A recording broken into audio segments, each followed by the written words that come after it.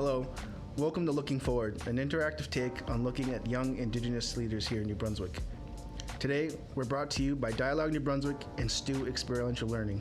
Dialogue New Brunswick is a non-profit organization led by a volunteer board of directors with a mandate to help the province of New Brunswick be a more socially cohesive community.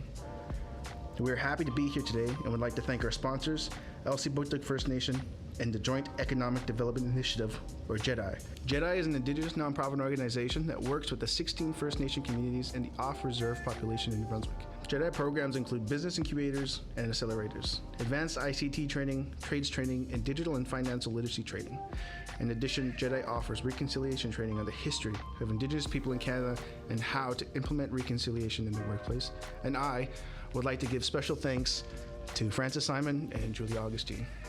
Today, we're pleased to be joined by a talented young leader in the film industry, Desmond Simon, the founder of Indigenous Media and the co-founder of the Wabanaka Media, located here in Fredericton, New Brunswick. How are you, Desmond? Good, Tiger. How you doing? I'm doing good, man. How has your day been? It's been all right. I mean, I got to do some jiu-jitsu, and it was a decent day for me. That's good, man. Where do you do your jiu-jitsu? Right now, I'm going to Absolute. That's good. Absolute? I think it's Absolute, right? With Dana Dickinson. With Dana and you, yeah. It's a good place to train, and I love it, man. I'm sorry, that was just a ridiculous question. That's all right, man. That's all good. Yeah. Can you tell us a little bit about yourself, Desmond? Like where you're from and, you know. So, so I grew up in Elsipogtog like you did, and I kind of, my interest for film, is that what you want to know? My interest in film? Or? Well, right now, you can just talk a little bit about yourself. Okay, so I grew up in Elsipogtog First Nation in New Brunswick, and been living there till I graduated high school, and I didn't know what I was going to do after high school, so after high school I didn't know what I was going to do, so Katie Joseph, I don't know if you know. Yeah, I know. Katie Joseph, she kind of forced me into this program. It was called the Aboriginal Leadership Opportunity Year, which is a military program that's in Kingston, Ontario. So I had to leave home for the first time in my life, and I joined the Army, and that's where kind of my adult life began. Yeah. How was the Army? I mean, it's a challenge, I think, to kind of leave your family. I think that my first year was extremely difficult because I didn't have my friends, my family, you know, my cousins, you know, your aunts, your uncles, and it was definitely a challenge, but it was a great experience. Like, I learned so much that year. I went to school for a year. I tried it. It wasn't really meant for me, but you know, played soccer there, had a good time. But what happened after that year? So after that year, you kind of make a decision if you want to continue with the military, and or you can go to school there and stay in the military with them, or switch and become like a non-commissioned member, it's called. Yeah. So I became basically an NCM member. I switched over to be combat engineer, it's called. So I became a combat engineer and then got posted to Geishan or Makdo. How long were you enrolled for? So I served 8 years in the Canadian Forces. So I joined in August of 2013 or July of 2013, and I just left last year in 2021. Well, thank you for your service, man. Thanks, man. All right. What do you want to know? So you come from Elsipogtog. Can you, reflect upon how does your how would you word that? How does your upbringing reflect into your art, into filmmaking? I think my upbringing in Elsipogtog kind of played a big role in my art because it was my entire life. You know what I mean? The culture, the res life, all of that stuff is who I am, whether I like it or not, the way I talk. I think one of the big things that I was ashamed of growing up was my accent, because I couldn't get rid of that res accent, you know what I mean? We all have that. And I felt, I don't know, it's just like I didn't like it, but then as I got older, I really started to kind of be proud of who I was. So I think the big thing for me, that my art is like, I want to showcase my culture more. I want to showcase the little things that we do, you know, when we go fishing or we go hunting. I want to show that on film and capture that way of life, you know, for us. Because like we're so underrepresented as Indigenous people, and especially in the film industry. Yeah. So I think it's a big goal of mine to really showcase our culture in film in a beautiful way. You know what I mean? Yeah. So what brought you to filmmaking? What was your path into, this is what I want to do. This is who I am. I think I think the first time I really started to love filmmaking was when I was skateboarding. So I used to skateboard with Brad. Yeah. And we grew up skateboarding our whole life until I basically graduated high school. But I was obsessed with the skate films that would come out. Yeah. I just loved watching them, and I really wanted to make my own one day. But I never got to. I would film like my friends doing backflips off the house or like skateboarding down the street like Brady and Harlan. All my friends growing up, and it's just like that was such a good, innocent time of my life. You know what I mean? Just like enjoying filming stuff and just hanging out with my friends. But that's when I really got to like fall in love with it. But I never really pursued it. Yeah. So I think it was about 6 years in when I was in, or it's about 5 years in when I was in the military. I was living in Fredericton with my roommate Jacob, and he was a really good photographer, and I was obsessed with what he was doing. He was doing like snowboard stuff. So he was filming snowboarders, taking photos of them, and he had really cool shit. So yeah, like when you talk about like skateboarding, when you watch the films, it's mini documentaries of what skateboarding films is, and that's literally literally it's mini documentaries. And I didn't make the connection until now, until you brought that up.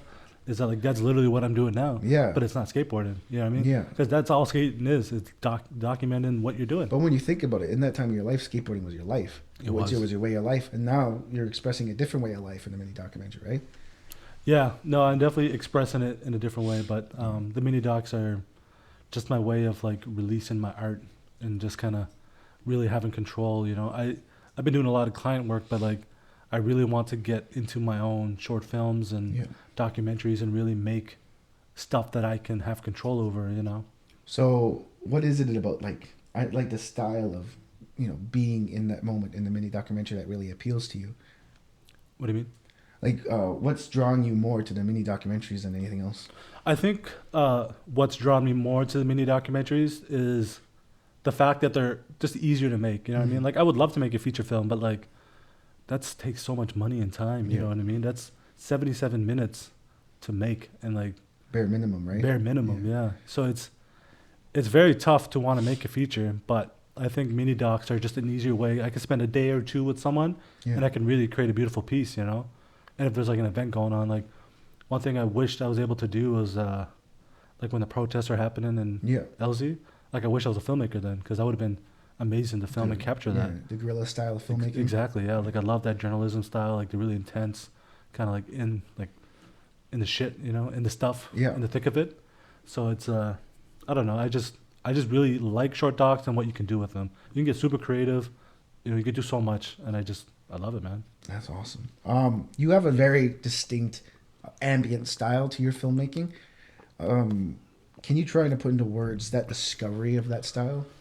I think the reason why my style is very ambient and meditative is probably a lot to my music taste, honestly. Mm-hmm. Like I listen to a lot of music. Like I listen to heavy metal, rap, all that stuff. But the big part of my music library is a kind of folk, ambient kind of style of music, just really calm, kind of singer-songwriter stuff. Yeah. But I really want to put that into my films as well, but I don't want like lyrics. So I try to find music that kind of is similar to that. So I think that's why. And I'm just like, I'm a very quiet and slow person. I feel like I am. But so I try to represent that in my films. Do you play any musical instruments yourself?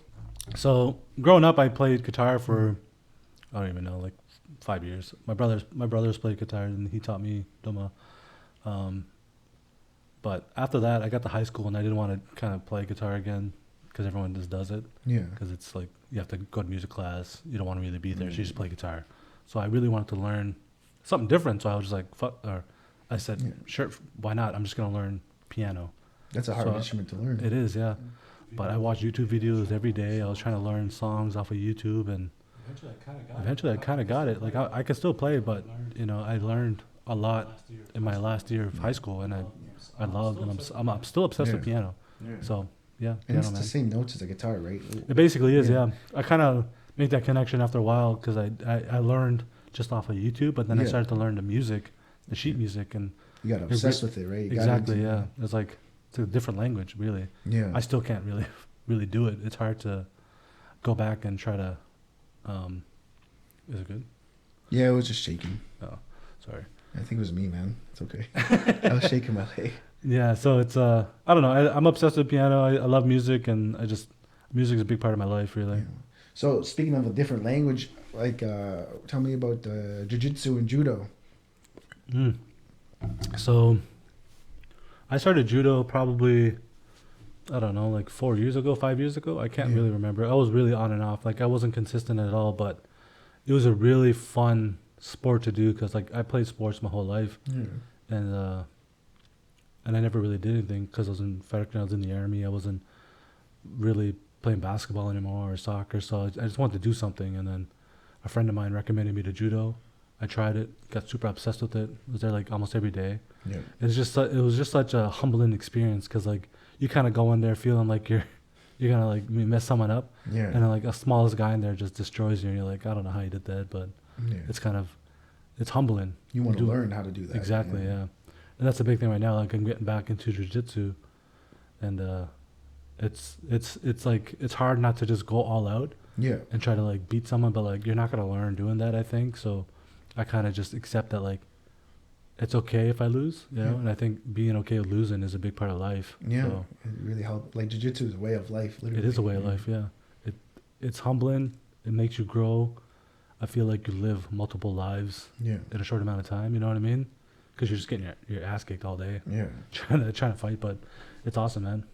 Yeah, it really teaches you yourself. It does, yeah. I feel like suffering. I think suffering is a big part of life. Yeah. And jiu-jitsu is kind of suffering because you're in these uncomfortable positions for so long, and it teaches you a lot. Yeah, man. And then Fredericton, in my opinion, is like probably the best place for jiu-jitsu in New Brunswick, in my opinion. Yeah, I wouldn't really know for sure because I'm just getting into jiu-jitsu now. So like I feel like I don't know where all the clubs are, but from what I can feel and what I see is there are a lot of really, really good people here. Yeah, well, the guys in Geishan. Yeah, Atlantic Canada is really growing in the sport. It is, yeah.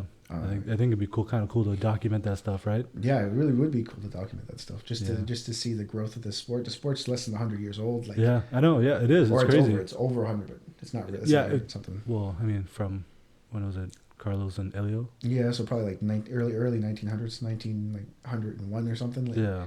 And then, but judo existed like forever. Yeah, that's where it came from, right? Yeah. So tell me a little bit more about the sports you played. So I played hockey my whole life, and I just hated it. I don't know why I played it, but I played it. I loved it, but I also hated it. I don't know. It was just like, I don't know. It was a tough sport to play, I think, and I think it's hard when you're not the best at something. Yeah. You don't want to do it. But I enjoyed it. I enjoyed my time playing it. I loved it. But after my last midget game in high school, I never stepped on the ice. I haven't even stepped on the ice still. I haven't even skated. I kind of miss it, but like the big sports that I loved were basketball and soccer. So like high school, that's when I started playing soccer and basketball. And I think I tried out for the team in grade 11 or something like that and made it, and just because I was tall. Yeah. But I don't know. I enjoyed it. And then went to university. Tried out for a soccer team there, made that. It's crazy. You went to university? Well, RMC, the military college. Oh, yeah. It's a university. Yeah, I'm sorry. Yeah, it's all good. No one really. I mean, I don't really talk about it, but I did 1 year at university, which I played soccer. How was the team there? It was all right. I mean, we were a decent team. I mean, we were probably bottom of the bracket, but we played like big schools like University of Toronto, Ryerson, those are huge Queensview. schools. You know what I mean? Like they destroyed us, but it was a lot of fun. How was the training compared to high school training?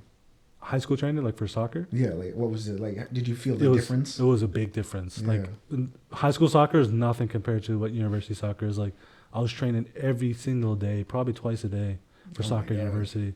And they kit you out, man. They give you like cleats and clothes, and they just give you all the kit. You know what I mean? So but you're training every day, man. But it was a lot of fun. I learned so much in that 1 year that I did in the past 3 years of soccer in high school. Yeah. But it'd be cool to kind of help teach other people one day, but we should come try rugby. Yeah, I tried it this summer. Do you like it? I did. I was just, I think the timing wasn't working for me because I had 2 kids, so it's kind of hard to take time away when I'm already gone so much for work. But I love it. It was fun. Yeah, it's a fun sport. It's a very aggressive sport, but it's also very like strategic. You have to like really know how to be in the moment. Yeah, it really is. I think the big thing I learned is like it's not just throwing the ball and kind of putting your head down. You got to really learn. You know, like your little pod, your 3 guys, you got to learn how to kind of work with them and stick with them instead of just running around the field aimlessly. I just realized that there's so much more strategy to it than just... Yeah, it's crazy. Yeah. So let's get back to your films. You have several films, including The Boar in the Basket, which was selected to screen at the Atlantic Film Festival and the Nickel Film Festival in 2020. How did that experience play out for you? So that experience was probably one of the biggest growth in my knowledge for film. Yeah. Because so I got hired by Community Forest International, their conservation forest conservation company in Sackville, Yep. but they also work in Pemba in Africa. So they, yeah. but they hired me to make these documentaries about indigenous kind of stuff. So like the basket making and the medicine, all that. But what they did too is they hired another guy to kind of mentor me, and he taught me so much about filmmaking. That's where I learned a lot of my skills. So like learning how to do pre-production, come up with questions, interviews, and all that. And I realized there's so much more to a documentary than rather than just filming and holding the camera, Yeah. and kind of expecting to get something. I have to plan and have ideas and try to come in there and kind of, make things work. So that's where I learned a lot. And the Board in the Basket was my first one with them. Excuse me. It was my first one with them, and it was a great experience. Like I went to PEI, I shot with Joe John. I don't know if you saw that. Joe John and Jamie, they work in Lennox Island. Joe John's from Elsipogtog, but it was just like I was just kind of capturing him making baskets. He was talking, and it was just really cool. And that's where I kind of fell in love with documentary. I think was just how I can capture this man's story in such a short time. You know what I mean? I only captured like a sliver of his life, but I think people really connected with the story because he was just, just there making baskets. And that's the thing about film, right? You're translating someone's life. Life is fleeting, right? But you're translating that piece of his life forever into existence. Exactly, yeah. So now people can watch that film forever. And it's like such a beautiful thing when you talk about films and like, especially documentaries, because it's a real thing, right? It's real interaction. Yeah. No, I love it, man.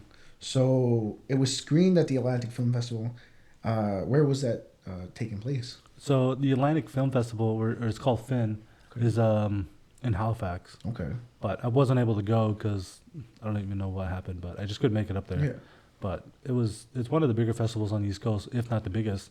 Yeah. And it was quite an honor to be, selected to film there or have my film play there. Yeah. But it's cool. I really kind of gotten the whole film festival vibe. Like I really like it. It seems like it's still a thing. Like I just assume people will upload their videos to YouTube and that's the way to do it. But I think festivals are smart and it's a good way to get your name out there. It's like it's like scouting, right? Cause it's like basically like producers and the Yeah. executive producers will go to festivals and they'll see your films. Like I think the Stu one, I was at the St. Thomas St. University Thomas one, and I connected with a lady who works for the National Film Board of Canada, which we're actually pitching a film to. So that's awesome. It was a good connection to make, and it's cool to actually see people and connect with them. Which film was selected for St. Thomas? So both. So the Board in the Basket and Medicine. Yeah. Were both playing at. So did you film Medicine in PEI as well? No, I filmed that at Fredericton. Okay. Yeah. So Medicine is with Cecilia Brooks. Yeah. She is from St. Mary's, but she grew up all over the world basically. Yeah. I think her mom was Korean. Her dad lived in the States. He's from St. Mary's, but he was in the military. Yeah. And traveled all over the world. And she basically made her way back home with her sons, and now they're just as connected as anyone else. Yeah. But I basically captured her story, and she lives just outside of Fredericton, and telling her story was amazing. Like she's such an easy person to talk to. She just has so much to say about what she's doing. Like she clearly loves the medicine and what she does. She does so much for people. It's crazy. That's awesome, man. Where's the Nickel Film Festival? The Nickel is it's in St. John's. St. John's, like in Newfoundland? In Newfoundland, yeah. That's awesome. Did you get to go there? No. Awesome. I was just applying for like kind of East Coast stuff. Yeah. Because I knew like if I applied for TIFF, I wasn't going to make that. That's a really prestigious. That's the national one, right? That'd That's be like winning the Toronto International Film Festival is like a really big festival. And I just didn't think it was good enough for that. I think the Board in the Basket was like I don't think you understand how good Board in the Basket actually is. I think it could have been at least a runner up, if not a winner. Yeah, well, I think that's it's just an artist, like you're always critiquing your own stuff, and to me, I didn't think it was good enough. Yeah. So it's a lot of money to apply for them too. Oh yeah. You have to pay to get your films submitted. That's crazy. But I just didn't want to waste my money, Yeah, man. So I was watching, I was going through your catalog of films on your website, Instagram, and YouTube, where you can find Desmond Simon stuff. And one of them stuck out to me just for the travel aspect. You went to Yellowknife? I believe you went to Yellowknife? Yeah, I did. So I'm just going to have some water before this one. But so I shot another documentary, which is the Last Post Fund is a non-for-profit organization that basically provides headstones for forgotten veterans. Yeah. But then now they have an Indigenous initiative, which they provide headstones for a lot of Indigenous people because a lot of the Native people who came back from the war weren't really treated as humans. Yeah. You know what I mean? They weren't really treated right, so a lot of them died without the proper memorial.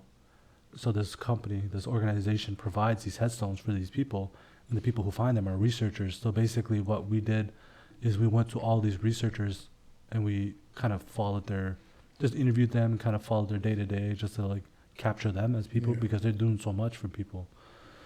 And one of the trips was Yellowknife, so we flew to Yellowknife in June, and like it was a crazy trip, man. Like I can't explain how amazing that place was. Like we got to go out fishing for one day to capture like B-roll. Yeah. So we went out on a boat and went fishing. Like there's nothing like the fish there. Like it's crazy. Like just throwing the lure, you can see the fish coming to the lure, man. It was crazy.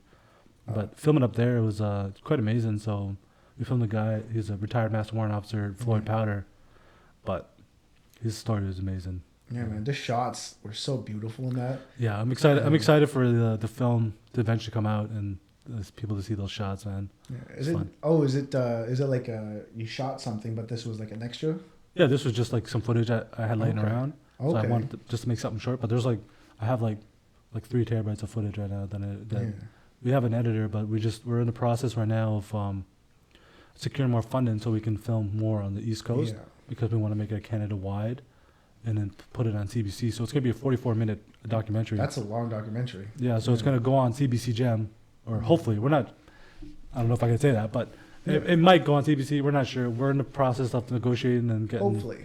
Hopefully make it there. But it's going to be a 44-minute film. We have, I think we filmed 3 days in Yellowknife, a day in Saskatchewan. So we went to Quakatoos. It's a First Nations community in Saskatchewan. It was a beautiful community. And the way they honor their veterans is amazing. And then we went to Kitigan-Zibi, which is an hour north of Ottawa in Quebec. Yeah. So it's just past Gatineau.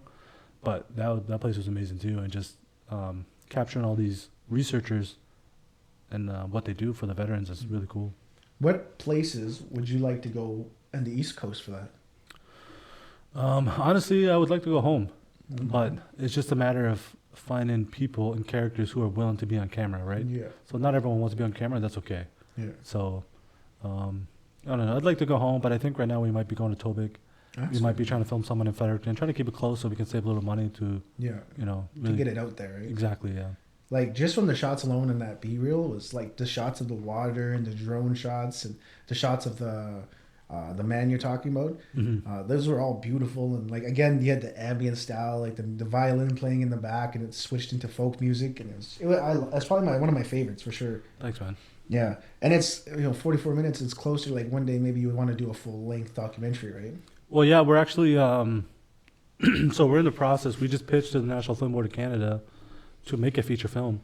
Yeah. So which is going to be 70 to 90 minutes long, and we're hoping that we can get it and shoot it. It's going to be in Cape Breton, Halifax. So it's going to be kind of like a New Brunswick. It's going to be a East Coast kind of documentary. Yeah. So we're hoping to get that and make a feature film. So I have partners with that one, so it's exciting to actually work in the team. It's crazy how much when you actually feel like you can work with someone and then how much that helps you grow as a filmmaker and not doing everything by yourself. Because I did so much things by myself before, and I realized that being in a team just makes things easier. Yeah. So tell me a little bit about Wabanaki Media, like your co-company. So Wabanaki Media it's a media company, so production company. Yeah. I started it with my business partner Nate Gaffney, who's an amazing photographer and documentary filmmaker and just a filmmaker in general, a good person. But he's from Fredericton. He's got family in Tobic. He grew up here. But we connected one day. He worked for a company and he wanted to help me produce some short docs, which I did. I did The Mask Maker. And then The Photographer was about his dad and him. Yeah. So they're really short films, and that's when it really started for me, was those 2 docs. Yeah. And then after that, we just felt like we got something really good, so why don't we just start a business and pursue it? So we started a business, and then I just left the Army, I think, that summer. And not long after that, we got contacted to make My Name is Wolostuk, which is the 44-minute documentary on CBC. And going through that was what really started our careers into filmmaking. Yeah. So that was an amazing film too. So do you guys have any like projects coming up now? Well, the NFB project is that's a partnership with me, Nate, and then 2 other people. Yeah. And then we just actually had a meeting today to maybe produce a documentary for Under One Sky, because they're building a new building. Oh, yeah, that's true. That's right. So we might be making the film for that. It would have been a really good idea, and you can cut this out of the camera if you don't want it. We can talk candidly if you want. Would have been if you were able to document the Elsipogtog school being built. I know. I think, well, that's the thing too. Like, I wasn't really kind of big then, or I'm not big at all, but I wasn't really in the industry then, so I don't think they really knew that I was capable of doing that kind of stuff. So I would have loved it, but I think now that I'm slowly working with my community more, I can start doing stuff. Like I shot Aaron's election video in Tegan's, and then I just did something for Child and Family in Elsipogtog. Yeah. So now I have like 3 videos there now, so it's people are starting to know that I can do stuff. So hopefully in the future, if there's anything big, I'd be the person they can go to. Yeah. I'd like to. I think the big thing for me is like I want to help other Indigenous youth kind of learn about that industry and that life, that there's jobs there that they can do and make money. You don't have to go to school to. Like there's nothing against going to school. Yeah, in the film industry. Yeah. Yeah, it'd be cool if you can go and do some workshops or something. Yeah. Well, that's actually one contract that we have right now with Unweg, a company in Halifax. But me and Nate are actually making a videography course. That's awesome. Man. So teach Indigenous people and just people in general how to be filmmakers. Like, I don't have all the answers. I'm not the best at anything, but I'm just passionate and I care. So I think that's enough to really kind of, I don't know, share. I think that's enough. People. I think passion is enough. I think so too, man. The mask maker. It seemed like the way you were describing it, there was a time in your life when you were transitioning from the Army into something. You didn't really know where you were going to go, but you had this idea of, I like making film, let me try it. And then the mask maker is really about someone discovering what they love to do. After, I think, 30-some years of their life, they were like, well, this is fun. And then they tried it, and they're like, this is who I am. And it seems like that film came out at the exact same time when you found out that film is who you are. So it's like it's a really cool mirror effect there. That is cool, yeah. I didn't even think about that, but that is true. Like, that was the time of my life I was transitioning, and then I didn't know what I was going to do, but I did these films, and I was like, I think I can do this. You know what I mean? Like, I think I can really pursue this career and be successful. So that's when I started. I put in the paperwork. I'm like, I'm done. I don't want to be in the Army anymore. I put in it's called a voluntary release. So I put in my VR, and then I started the process of releasing, and by June I was making a few more, and then I still have a few more to edit, but it's just like those videos really helped me feel comfortable enough to be like, okay, I think I'm good enough to start this and have a job doing film. So for you, I believe you're a very traditional person. I mean, I don't know, like I wouldn't say I'm traditional, but like I practice the culture, I practice ceremony. Like I grew up doing sweat lodges my whole life with my uncle. He's a sun dancer. Yeah. And I think that had an effect on me more than I think. And like, I don't like to say that I'm traditional, but I guess I am. I practice it. I do it every summer now. And it's just a big part of my life now. I smudge every day. I think the ceremonies have played a bigger part of my life than I think. And I'm grateful for them because I'm almost 3 years sober now. Yeah. In December, I'll be 3 years. And it's just, it definitely helped me a lot, ceremony, I think. And I wouldn't be where I am now without it. So was it more like more of a rediscovery of culture for you? Or was it something that was always there and you were just... I think it was definitely kind of both, It's more of like rediscovery and kind of, it was always in me. I knew I wanted to... I never felt like I was, someone who partied, and there's nothing wrong with that. But it wasn't my life, and I felt like I was kind of in the shell of someone who wasn't really me. And then I think I just kind of rediscovered it, and just, it came back to me, and I was like, this is what I need to do. Like, it felt like a calling. I felt like one day it was just like the creator was calling me. He's like, this is what you need to do. And I was like, all right, I'm doing it. You're fun. Come on. Like, exactly, yeah. It was like, come on. You know, get your go. Yeah. And I was like, all right. Okay. Yeah. All right. Debbie up. Yeah. Debbie up. I don't. All right. That's good. So, what do you think, for you anyways, the importance of the role of the young Indigenous leader? What importance does that hold to you?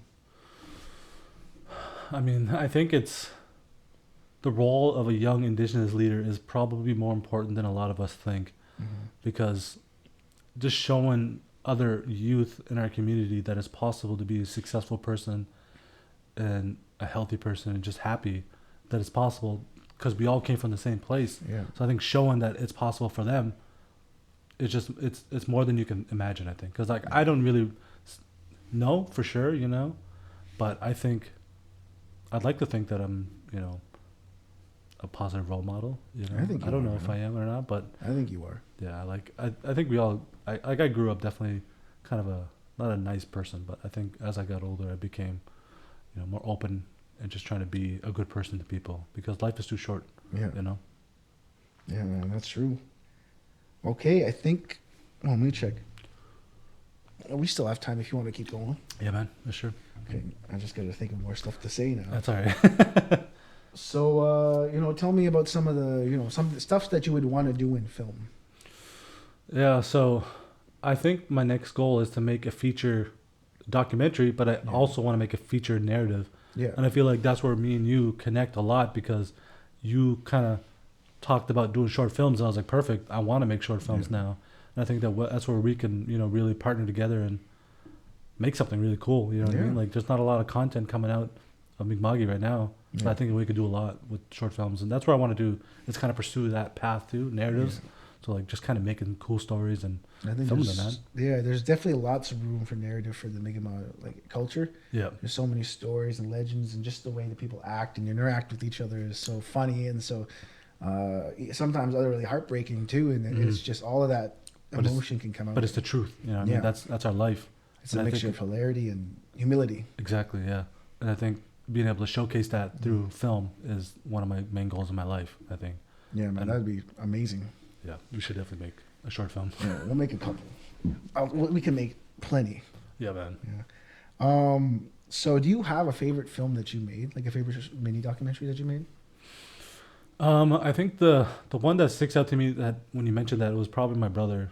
So, like, that was a very personal film. And, like, my brother still suffers a lot from his addiction. And, like, he's currently in jail right now. But that film was very personal for me. And I just felt like it took a lot for me to even just press upload. Because it was such a close film, you know. But after sharing that, so many people from Elsie just connected with it, because a lot of, you know, our people suffer from addiction. And I think they felt like the film was probably speaking to them, maybe. I don't know. But it got a lot of shares. I think a lot of people connected with it. And it's one of my favorite ones, because it wasn't even meant to be a film. I just went to go hang out with my brother in the hospital after he had his stroke from his drug use. And I was just hanging out with him. He was playing with my mics and stuff. And he was just talking, and I was filming him. And it's just like, I caught these moments with him that, like, I didn't realize were beautiful. I was just like, oh, my brother's having a hard time, you know. And then I watched him again. I was like, damn, that's heavy. And I just felt like I need to make something. And it just took me like 30 minutes. I cut up in a little film, and that's what it was. It's a beautiful film too. Like, it really, there's a lot of weight to the film. Like, you can feel it on your chest, like, when you watch it. Yeah. I think that is probably my favorite one, I think. Like when he holds the feather and he's talking about it. Yeah, it was Tegan that actually gave him that. Yeah. Yeah. So, I mean. Tegan Kolpage is the youngest counselor in North American history, I think, at 18 years old. Yeah, he's up next. Yeah, he's up next, hopefully. Yeah, we'll see. Yeah. Stop ignoring us.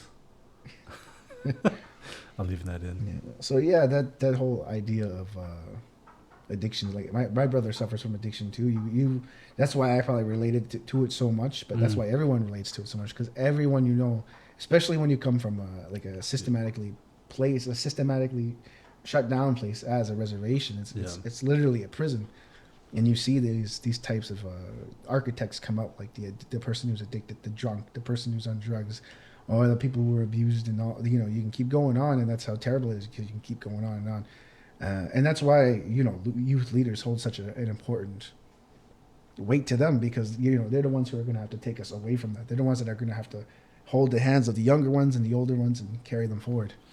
Yeah, I feel like our generation is the one that's gonna break that Yeah. cycle. You know what I mean? We're breaking the cycle, and I know for me, I'm probably gonna stay sober for the rest of my life. I hope so. You know, it's still a battle, but Yeah.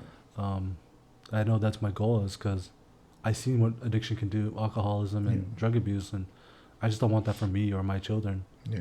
You know, I just want to provide a good role model, be a good role model to the youth and my kids too. You know, it's such a challenge, and coming from where we come from, everyone who comes from a reserve knows someone who suffers from an addiction or suicide or drunk driving. You know what I mean? Or every abuse, single one of everything. us. It's every crazy. single one of us. Yeah, it's sad, but I think that's why we're also so resilient as people because we suffer so much. You know, life is suffering. That's a part of our prayer too. Yeah. We pray by suffering. Yeah, Sundance. Yeah. You know, Or a sweat too. a sweat. Yeah, exactly. You're suffering. And maybe that's why we find so much peace in jiu-jitsu, because we Yeah. have to suffer in it. That's true. Yeah, I didn't even think about that. Yeah, that's true, man. And I love it, man. Like jiu-jitsu, sweats. Like, it's just like, I feel like I'm reborn every time. Like after jiu-jitsu, I feel reborn again. You know what I mean? Like after a sweat and you're just lying down. I know, man. I love that feeling, and I don't do it enough. Yeah. But I need to do it more. But the sweats, jiu-jitsu, Sundance, all of it, just suffering. But there's something about it when you're done. After you do something that sucks. Yeah. Like I used to run too. Like I ran a marathon once and like You ran a marathon? I did, yeah. That's crazy. Once. It took me like 5 hours, but I did it. Yeah. It was in Halifax. And after you do something like that, you're just like, man, that's amazing. I just did that. You did something that seems impossible to everyone else. Exactly, yeah. Even the military at first seems impossible, right? But then you get into it and you suffer from it too. Exactly, yeah. Like I suffered for a couple of years, you know what I mean? It's just like I go from this like systematically racist, not life, but like, you know, where we're put on reserves and just meant to live the way we are. But then I go into another system where they try to tear me down, take my culture away. Not intentionally, but that's just what they do, you know what I mean? They beat you down and become a soldier. Yeah. That's the life of a soldier. But it was just really hard. I felt like I was selling my soul to be there. Yeah. So then eventually the time came where I was like, this is not me anymore. I'm done. You had to go find who you were, So that was it, man. I became a filmmaker. That's awesome, man. So I had something in my head and I forgot it. I'm trying to think of what it was. It was based right off of that conversation too. I'm just gonna probably be cutting, just making sure we're still recording, so that's good. 46 minutes. Yeah, that's good. Yeah. I feel like I'm just really fast to the point. You are, but that's good because now we're getting things out of you that I didn't know. Like you ran a marathon, which is crazy. Yeah. Like, well, my dad was he did a lot of he lost a lot of weight like fucking 10 years ago. Yeah. Like he would just walk on the treadmill. And then he started running. They started running half marathons, and then this is when I was in high school, so I started doing it too. Yeah. So I started running 10Ks, half marathons. That's a lot, man. Yeah, and then I did a marathon, and then when I joined the army, I didn't run again. Unless they made you. Because they made me every day almost, man. Yeah. Rock marches and everything. Rock marches, running circuits, you know what I mean? So I think there's a couple paths in the military. I find you either go one way where you become like a super soldier, basically, where you're like gung ho about life. You know, you want to be like search and rescue tech or special forces, and there's like the other path where you go do drugs and drink. You know what I mean? So it's just like sit there and gain weight. Yeah, exactly. So I gained a lot of weight. I got pretty heavy. So I mean, and I have to still work out every day, but I was eating like shit. You know, so I don't know. I went that way. I went this way. So I mean, the super soldier one's a hard way to go. It is a hard way, but one thing I'm learning now is that life is tough, no matter what you do. Yep. So pick the thing that's going to make you better. So go down that route that's going to be harder a little, I think. Anyway, even if it means just getting off the road completely and doing something else. Exactly. Yeah. So, I remember what I was going to talk about. I was going to talk about the idea of suffering. Like, there's so many Mi'kmaq people. Not just Mi'kmaq. Well, actually, I don't know. Mi'kmaq and Passamaquoddy and probably some Penobscots rake blueberries. Oh, yes. Did you rake blueberries? Oh, yeah, I did, yeah. Every summer, man. Yeah, it was probably the same. Did you go to Centerville, then Lot 19? Was that Simon camp? Yeah, Vincent Simon's camp. Yeah, with Vincent? Yep. Yeah, that's the camp I went to, or I went to the Eskasoni camp, which was right next door to Google camp. Next door, yeah, Google camp, yeah, that's what it's called. Because my Mi'kaju would go to Google camp, but then my other family would go to Simon camp. And they're right next to each other. Exactly. So unless you can walk. It's like 5 kilometers. Yeah, that was further. Because that one, I don't know. Oh man, that's like unlocked like memory, man. Like there was so much time there, you know, like because like I grew up next door to Brady, and we go rake blueberries. You know what I mean? It was a crazy raker. I know, like 100 boxes every day, man. But Yeah, man, that's 100 such boxes. Holy shit. 100 box club. You get that I far? don't know, man. Did you? I did, yeah. Oh my god. And then after every day, you go to the lake, go jump in. Yeah. And there's the leeches Orange in Lake, there. Orange Rock. I don't remember, but those water is amazing. Man. Yeah, Orange Rock, and there's leeches. You I should know. do a film there. Yeah. About raking. Oh yeah. Well, actually, man, I wish I could have done it, but Brian actually asked me to go do something for that. Brian Francis? Yeah, and I just couldn't do it. Like I Yeah. wasn't able to go, and that would have been perfect, honestly. You can still go. I mean, Orange Rock is private property, but the boys still just go swimming there. Yeah, man. No, that'd be cool because the people are starting to get back into it now. Yeah. We're trying to they're anyway. off. Yeah, Trying to bring it back. They were off for about 5 years for some reason. I know. I missed it, man. I went to the military when I was 16, and so I wasn't there when I was 16. And when I came back, there was no one there.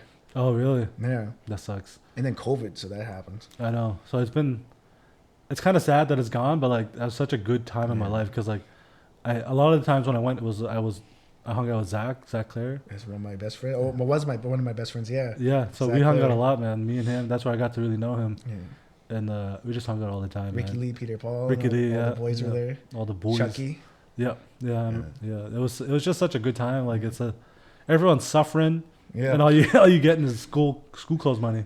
You're like, all right, let's go to the mall and buy some school clothes. I'm like, cool. It's like 2 weeks, but it feels like 2 months. I know it really does, man. It's like it's like you can't even get up straight the next day. Yeah. And there's no internet, nothing. No, it's just like a bunch of res kids. Yeah. Basically made another res in the middle of a blueberry field. Yeah, but like taken back in time, that was the coolest aspect, in my opinion. It was, yeah. And like you're just running around. You don't even have a phone. You have nothing. You're just hanging out with your friends. Because it's the middle gambling, of nowhere. You know what I mean? It's the middle of a bomb field that was overgrown with blueberries. Exactly. Yeah.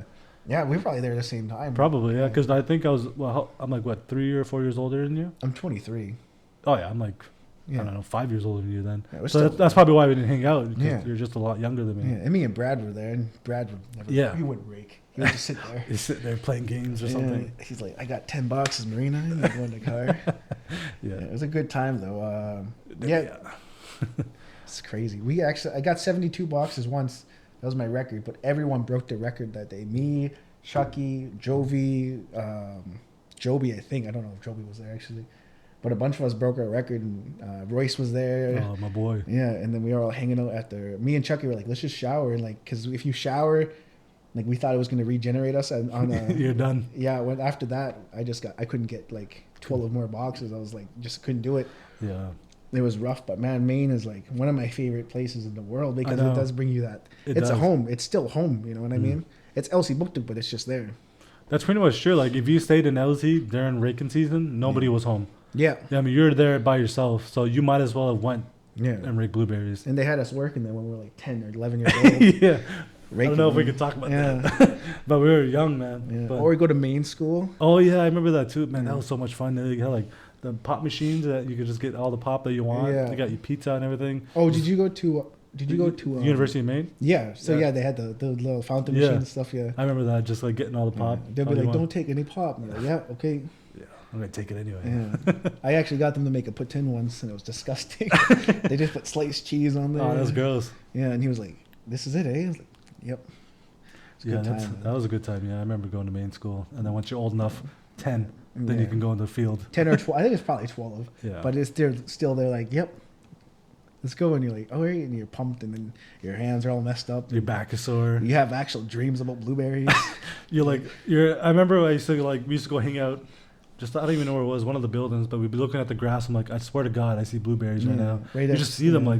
like pulsating. You know what I mean? It's like Yeah. you're hallucinating. It's because you're always looking at them, and you're on the ground. You're going up and down, so all that blood pressure's up and down. Yeah. And then you'll be probably outside the barn or the kitchen or whatever. Yeah, the kitchen. Yeah. Yeah. Just hanging out there, and I'm like, I see blueberries in the grass right now. Yeah. I'm There- tripping yeah. out.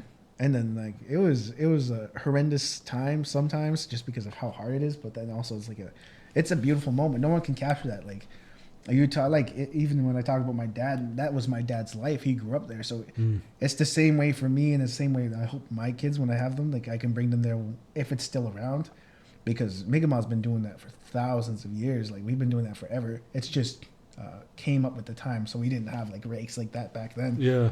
But now that we do, and they got harvesters and stuff, so it's dying out eventually. Yeah. They got tractors and stuff now. Yeah, but you never know. Yeah, it's a tradition. It's not really. Yeah. You're not really there to make money. Yeah, You make money, but it's not a lot. You know, it's if like you're what? good at it, you It's can like make $2.50 a box. What was it back yeah, then? it's It's $2.50 American for a box this big. This big. They sell boxes this big for $8. I know, right? So you're just out there just working, grinding for nothing. Yeah, I know. But it's fun. It's an experience, and you can't really get that experience anywhere else, honestly. I think that's why like the parents probably brought us, right? Is to give us what they have, that second home. That's true. Yeah, it is like a second home. Every time I go to Maine, I just think about that. Every time I drive by, I'm like, I kind of want to go down there. Even just going to like Calais, just getting into Maine, right? That's still like a whole thing. Yeah, because you always got to go and cash your checks, get some food. Or like we used to be like such a ordeal to get ready because we used to stay in a camper, so we'd have to empty the camper out and do all the nasty stuff that emptying a camper out means, and then like packing it, then driving. We'd only get to Fredericton. Actually, like sometimes we'd have to stay outside of Walmart in Fredericton or outside the gas bar at St. Mary's. Or we'd just make it to Calais. It's such a journey. Yeah, it's a journey. Yeah. 5 hours, I think, for Bicove or Elsipogtog. And then we're near your trailer. Like there was times when we were driving and Salmon River Road, no joke, the water just washed away the road. So there was just water, no road. And we had to like walk by it. My dad tried to bring the trailer. It was crazy, man. Jeez. But the journeys, that's what Maine was all about. It is, yeah. It is a journey. Yeah. So we're going to have to wrap up soon, but I'm going to want to announce a contest to the viewers here.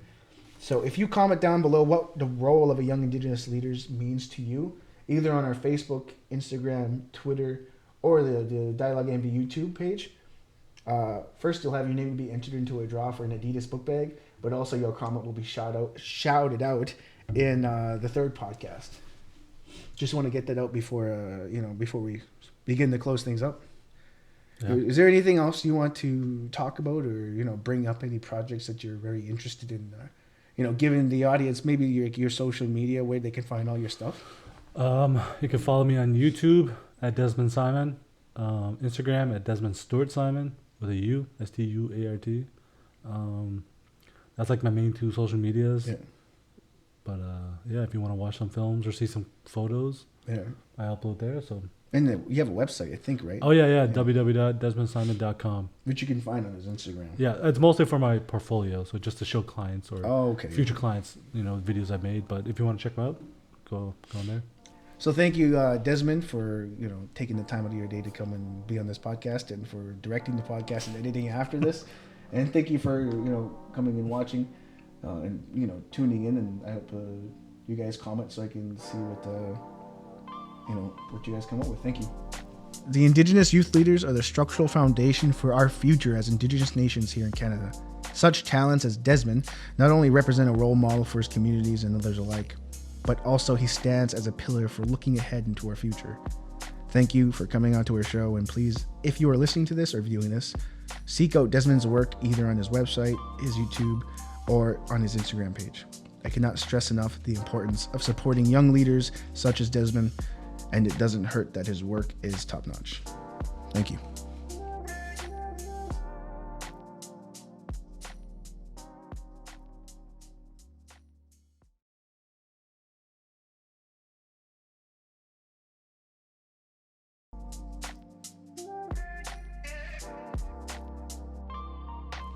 And that is Dialogue NB. That is it. Let me see if